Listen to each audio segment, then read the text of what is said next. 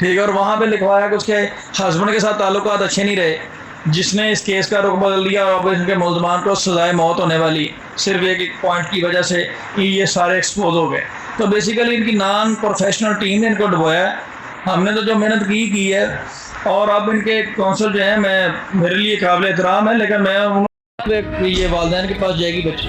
इसमें सिंपली यही कहूँगा कि there is wider difference between jail life and normal life. आप जो यहाँ पे फैसिलिटेटर थे उनका कानून अपना रास्ता लेगा और उनके लिए कैंप जेल का हमने इंतज़ाम किया हुआ है। नाज़रीन, जैसे कि कमसन बच्ची के हवाले से कल एक बहुत बड़ी डेवलपमेंट हुई थी, जैसे कि ज़हीर और शबीर को जेल मुंतकिल कर दिया गया था, लेकिन आज उससे भी बड़ी एक डेवलपमेंट ये हुई है कि कुछ लोगों के नॉन बेलेबल वारंट जारी किए गए हैं। और साथ ही साथ एक और बड़ी अहम बात जो आप हम बताने वाले हैं वो ये है कि कमसन बच्ची को ड्रग दिया जा रहा था। क्या ये बात सच है या झूठ है? ये सारी बातें आज हम कर रहे हैं फयाज रामे साहब से। फयाज रामे जो कि इस केस को पहले दिन से देख रहे थे और बार बार ये बात कह रहे थे कि ज़हीर लांडी जेल ज़रूर जाएगा, और ये बात आज सच साबित हो गई है।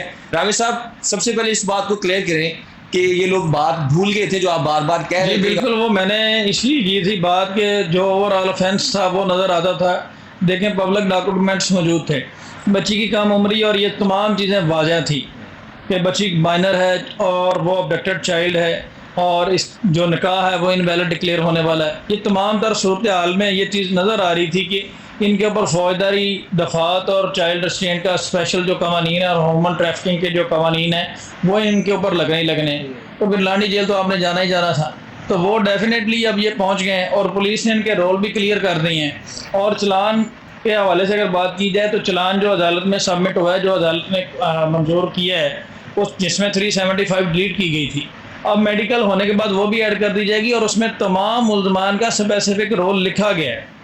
और उसमें ये तमाम दर चीज़ें ये सामने आई हैं कि जब बच्ची बालाकोट थी तो उस वक्त उसको ड्रग्स वगैरह देते रहे हैं। डेफिनेटली वो मैं नहीं कह रहा, वो पुलिस रिपोर्ट कह रही है कि वहाँ से जब बालाकोट गए तो मुल्ज़म ज़हीर के कपड़े और कामसिन बच्ची के कपड़े और दीगर चीज़ें वहाँ से मिली उस कमरे से, एक गाँव में जहाँ पे इन्होंने रखा हुआ था।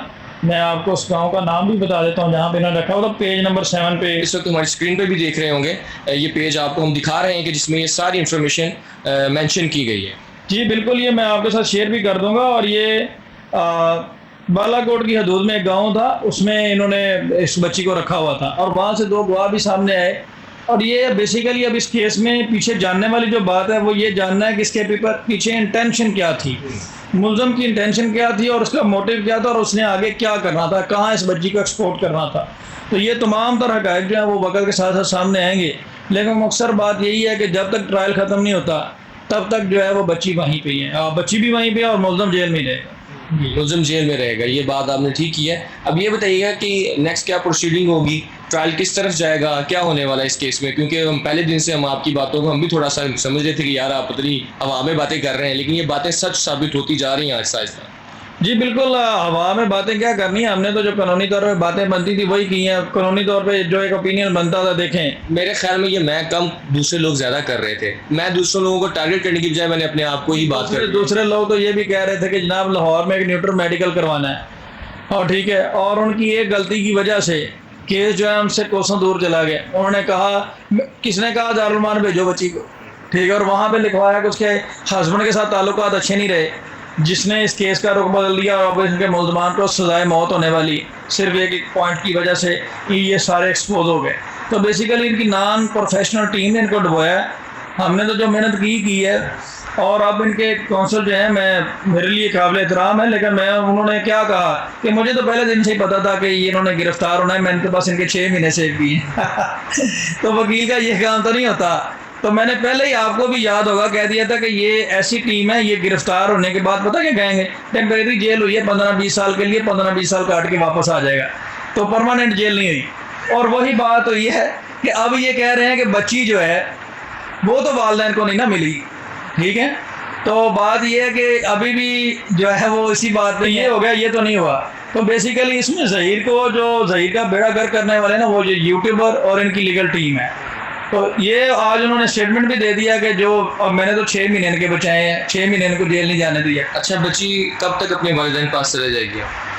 बच्ची जो है अब सिंपल प्रोसीजर है, अब तो कोई इसमें मुश्किल बात नहीं है। सिंध हाई कोर्ट का जो फैसला है वो एक क्लियर कट फैसला है उसमें उन्होंने लिखा नेचुरल गार्डियन बच्ची के वालिदैन है, ठीक है।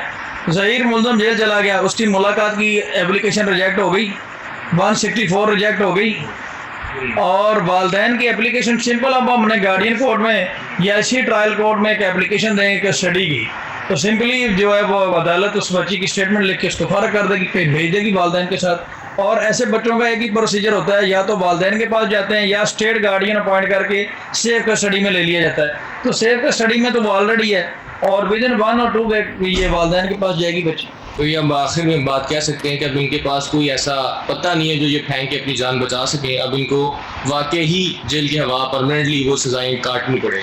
इसमें सिंपली यही कहूँगा कि there is wider difference between jail life and normal life.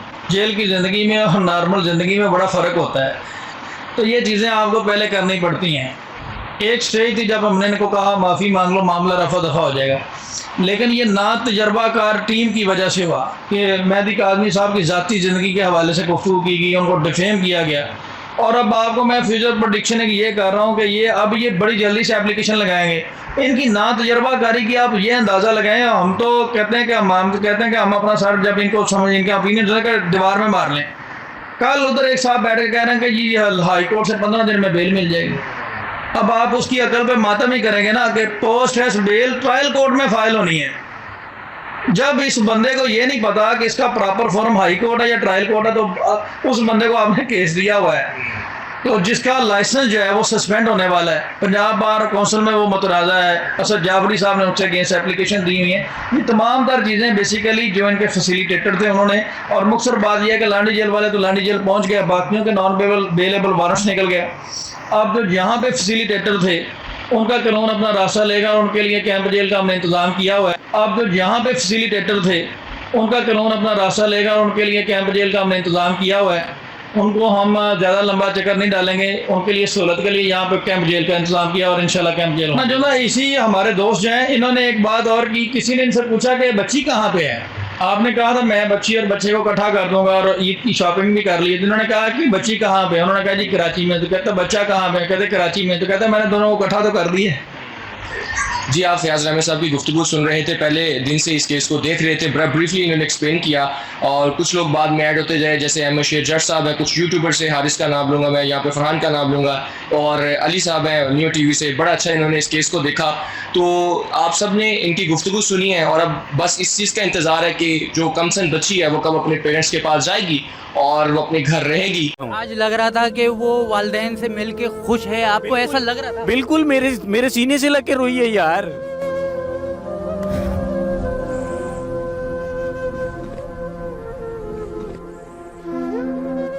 मुझसे ये नहीं पूछें आप, इसके लिए तो मेरा दिल फट जाएगा। मैं दर अपने बच्चों के लिए नहीं, मैं उस बच्ची के लिए